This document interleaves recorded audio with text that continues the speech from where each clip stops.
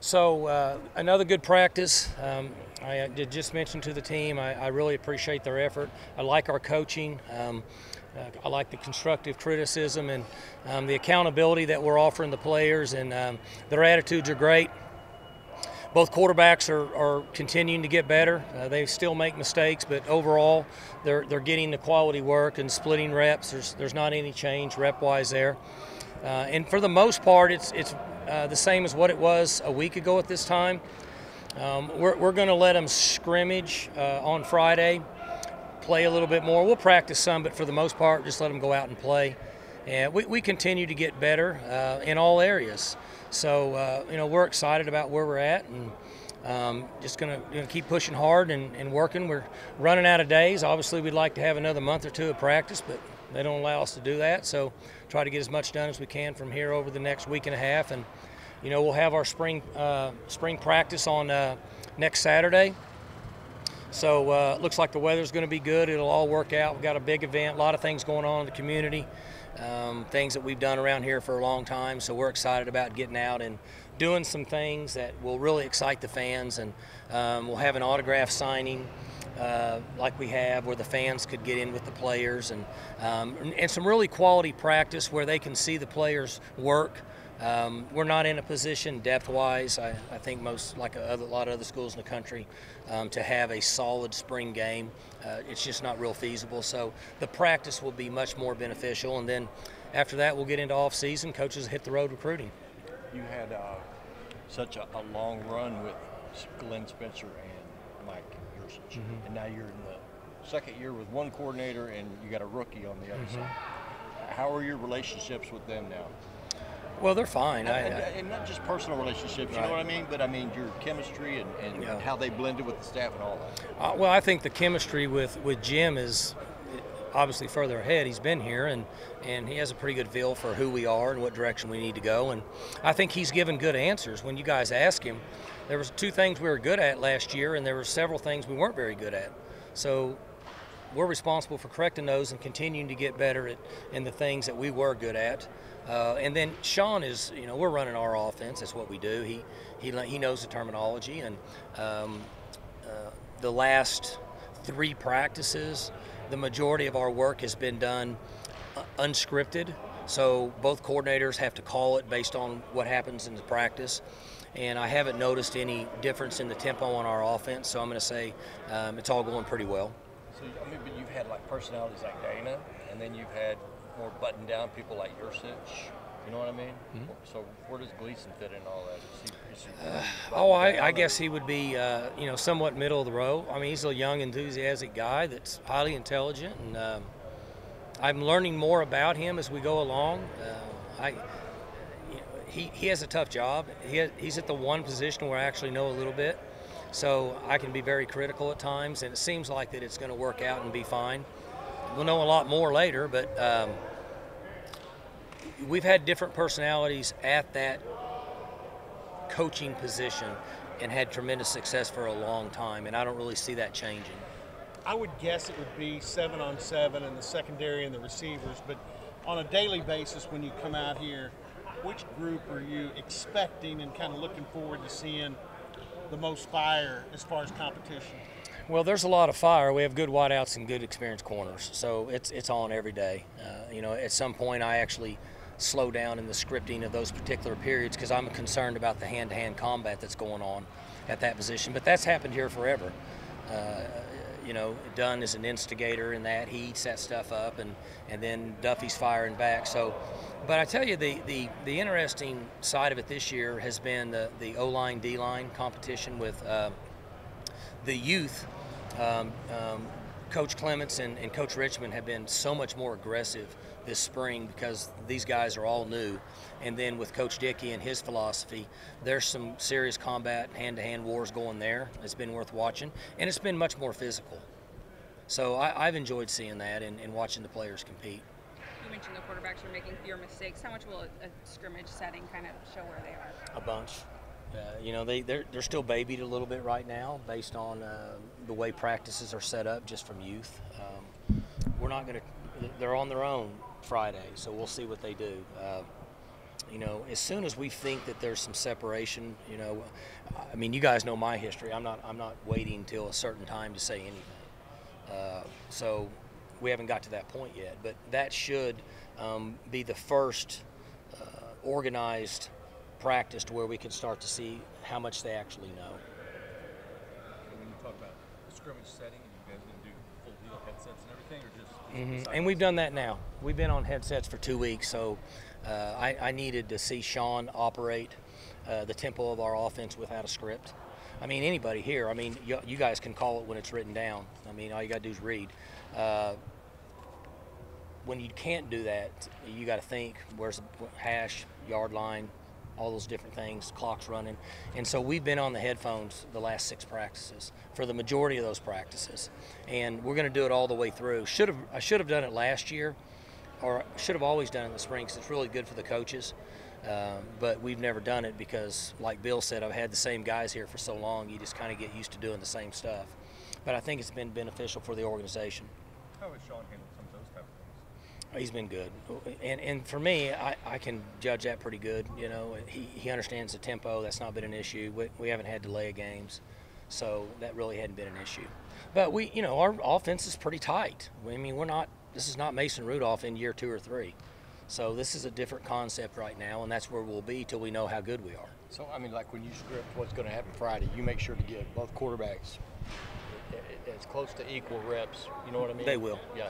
I mean, I don't know. One of them may get 42 and the other get 38. But for the most part, Right. And they're alternating 1s and 2s. And that's what they're doing. So I don't know if you can comment. There was a report out middle of the afternoon, I think, about Antoine with the NCAA, and I know awesome. that was a concern of yours. Sure. I mean, you never know what side or what decisions would be made based on committees that are somewhat hidden. I mean, for lack of a better term, I'm not saying that's bad, but you don't know what conversations are going on, and he's a young man that deserved to be eligible, in our opinion, based on the way things are handled, and so they've ruled in his favor, and I think that's been awesome for him, and how it all transpired. And so we've been practicing him like we thought it would be. Ben Dyson handles all that for us with help and compliance, and he did a great job in providing the information. There's a lot of work that goes into that, and you give him good, solid, honest information and let him make a decision. So we're excited about him being eligible. A couple other guys over there that I think because of injury weren't able to do a whole lot last season, but you signed them. They were here last year. Tui Halamaka and Fafana. Are you seeing them wake up a little bit? Yes, yeah. If you use their last names, I have no chance of knowing who they are. Okay. You got to give me first names. Samuela I know and Amadou. I know Yeah. Sammy and Amadou, yeah. Okay. And I admit that to him, that I'm not squared away in my Polynesian English at this particular time. But they're growing up. They need to be an inside drill for 12 months, and that is what it is. Will they get whacked next year? Some, sure. Will they make some plays? Sure. But they're better now than they were in November. And they're allowing themselves to be coached, and this has been a somewhat physical spring, so all of that's helping them. They need old school head-to-head combat for an extended period of time to really improve, so we're trying to give them as much of that as we can. I did radio with Robert today, and we were talking about running backs, and it's his Robert's opinion that your current group of backfield guys is probably your deepest in regard to legitimately talented guys, maybe the best depth you've ever had. And I'd say, well, what about 07? You had 3 NFL backs, Kendall and Tostin and Keith and Keith.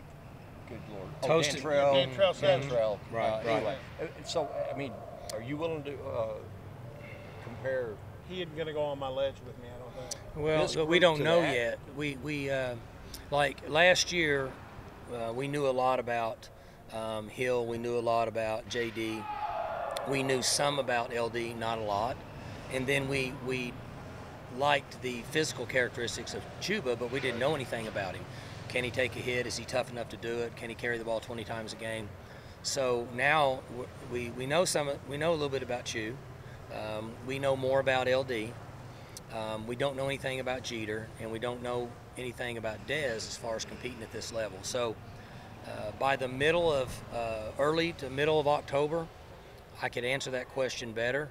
But that group with Kendall and those guys, when those 3 NFL players, they were pretty good. So we'll know a lot more later, but we'll just let them rock and roll. So As a freshman, my memory of Kendall as a freshman was running up and down the field at Nebraska, and nobody could get him down. Right. So yeah, no, I mean it's a pretty good third guy. they were good players. Yeah. So I like where we're at. That's one of those positions that what's been instigated through the portal now. Quarterback and running back is going to be a little scary about guys hanging around. So I like that we have some sort of depth. I'm going to guess that there's probably a bunch of schools at our level that would like to have that depth. So I feel pretty good about that situation. Well, I can't remember you having like 5 like this. You know what I mean? That you would expect to be Right. competitive. Well, and we got the young kid coming in. That's right. And so, hopefully he'll come in, and if he's in good shape, he's got skill. I mean, this 3 weeks in August is all about durability and can I pick up the system. And his skill set says if he can pick the system up and if he's durable to make it through, he could play role too. So, and if he is, you play him. You don't really redshirt guys like that much anymore. So, Is Chuba? Are you confident now that he's on your, however you rank him, but he's one of your best guys that you've coached? Ever? Yeah. Well, he needs to do more. I like him. He's got an edge, plays with an edge. He seems to be durable. His football savvy is much further along than what I thought it would be coming from Canada. So if he progresses and continues as he did the last few games of the year, he could get into that category. He just needs a few more street fights so we know for sure that he can take care of himself. You mentioned the 2 defensive line coaches earlier. How beneficial is that, having 2 of them with all the new guys? The difficult position from seeing guys on a play-by-play basis is O-line, D-line. So Coach Dickey and you have a graduate assistant that share O-line, so you cut your numbers to 2 and 3, and D-line helps you a lot because now you got 2 watching here, and I got 2 that were watching here, and so because you got to watch them every time, you got to see every step, every hand placement, all those different things, and it's helped. And the drills we can spread up, we're cutting it in half. You're getting double the teaching basically. You're in a classroom where you have 1 professor and 40 students, or a classroom and a professor with 20 students. It's a better deal, and it's kind of the same concept. Finding out about Israel, how significant is it for that line because of all the experience that he brings after losing 6 guys with experience? I mean, it's important. He had 450 snaps in a Power 5 conference school, so he's been in the battles. These young guys that we have that we're bringing along, that questions came up earlier about, they don't have any experience. And my history in coaching football is you can do all you want and say all you want, but if they have to go through it and then they feel it, then they get better. So he has played in 450 snaps against quality opponents. So I think that experience is very important based on the departure of basically 6 guys last year. Well, then a couple weeks ago, you said you weren't sure yet if it was going to be inside or outside with him, because obviously you guys recruited him as a tackle. He spent his time as an end last year. Have you seen any improvement of which side you're thinking? Or no, I think he can play head up on a tackle on an inside shade, and I think he's going to be agile enough to play outside on certain schemes. We'll just have to wait and see. We'll know more about him after Friday too. But he is very strong, but he has good feet, so he gives kind of a tweener. Gives you a little more. Conference announced today the deal with ESPN Plus. Just kind of what are your thoughts on it? I got in on a little bit of that yesterday, but not enough to really be able to comment on it. Are you talking about the live streaming? I think that's going to be a tremendous asset for our smaller sports. If that's a better term, your sports that aren't broadcasted as much in our league. So softball, wrestling, soccer, baseball, they're on TV, and not TV, but they're live streaming so people can watch them. I think it benefits them much more necessarily than maybe us at this particular time. But in the small business side of what I heard from the administration, I think it's a good concept for Oklahoma State based on where we're at. And I'm not so sure that down the line, which we're looking, because we don't renegotiate till 23 or 24. So up until then, it's a pretty good concept because the young men that these other sports are recruiting, or young women, and particularly football, like I have young kids at home, they're watching their phone. They don't hardly watch TV. So the live streaming should access the phones, correct? And that's what they do. You know, I have 17-year-old kids at my house, 10 of them, and there's a game on TV, and they're all watching their phone. The game's on the TV. They're still watching their phone. So I think the live streaming concept that we've enabled, ESPN's going to sell and fund the advertisement. We don't play a role in that. We're going to fund ourselves. We have to pay it. I think it's about $500,000 a year, something like that. And it's probably going to be beneficial to the organization for everything. The time slots are left up to us. I think that's one of the benefits. Let's just say basketball. You want a 6 o'clock, it's tough for fans to get there. 8 o'clock's too late for them to drive. You can cut it at 7 and live stream it, and it may be a better gig for you. So there's some options there for us, and also help your other sports get visible across the country in recruiting. Most of our other sports recruit national, so it's probably going to be a good setup for them. Other than that, I don't know anything. You'll have one football game a year, third tier, that will be in part of that package? Sure. You've always said you believe college football should kick off at 1 o'clock. There's no You'll doubt. have a chance to kick at 1. Well, I mean, I'm old school. You get a 1:30, 2 o'clock kickoff. That's the way college football should be played. Now, I'm going to play it whenever we want to because television funds everybody's programs, and so I'm good with all that. But let's have one at 1 o'clock. You know, get up, eat a little breakfast, and go play the game. So. Good. All right.